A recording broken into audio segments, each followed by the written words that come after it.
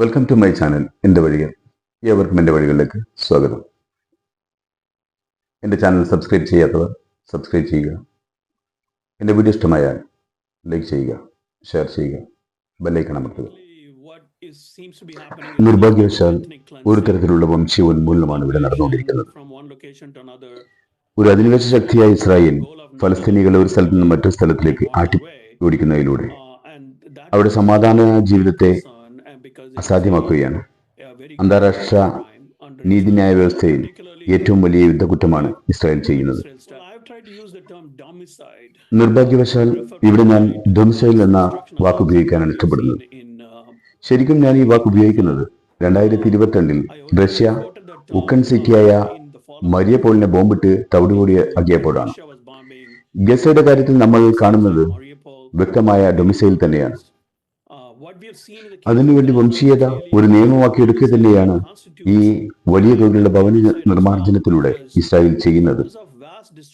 ഗസയിലുടനീളം ജനങ്ങൾക്ക് വാസയോഗ്യമല്ലാത്ത വിധത്തിൽ 70-80% ഭവനങ്ങൾ നശിപ്പിക്കപ്പെട്ടിട്ടുണ്ട്.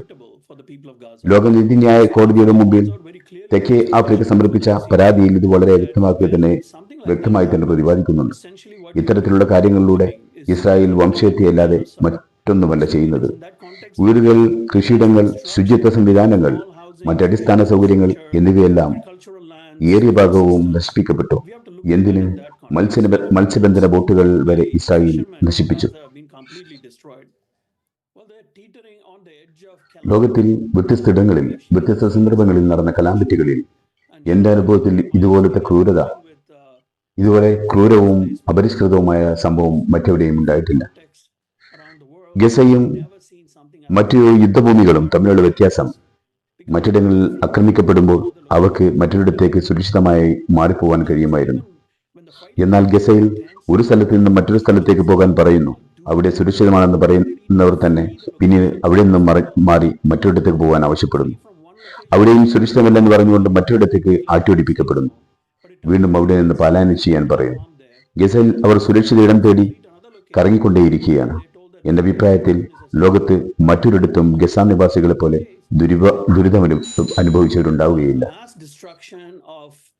ഇവിടെ സാധാരണ ജനങ്ങൾ കൂട്ടത്തോടെ ഇല്ലായ്മ ചെയ്യപ്പെടുകയാണ്. നോക്കൂ, 35,000 ആളുകളെയാണ് കൊല്ലപ്പെട്ടത്. അതിൽ 70% സ്ത്രീകളും കുട്ടികളും. ഇവർ മുഴുവനും തീവ്രവാദികളാണെന്നാണോ ഇസ്രായേൽ പറയുന്നത്? അങ്ങനെയെങ്കിൽ തെളിവുകൾ ഇവിടെ ഒരു തെളിവുകളും മുന്നോട്ട് വെച്ചതായി കാണുന്നില്ല.